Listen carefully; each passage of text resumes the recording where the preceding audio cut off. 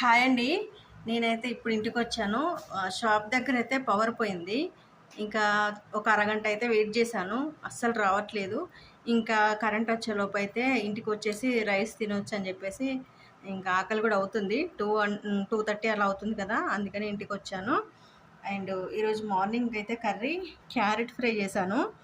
కొంచెం colour change కనబడుతుంది కదా! ఇది కొంచెం మాడినట్టు అయినాయి. ఎక్కువ మాడలేదు. కానీ ఇలా ఉంటేనే టేస్ట్ బావుంటదనమాట. అందుకనే ఇలా ఫ్రై చేశాను. ఇదొచ్చేసి పల్లీ చట్నీ. నాకు పల్లీ చట్నీ అన్నా కూడా చాలా ఇష్టము. అందుకని పల్లీ చట్నీ అయితే తింటున్నాను.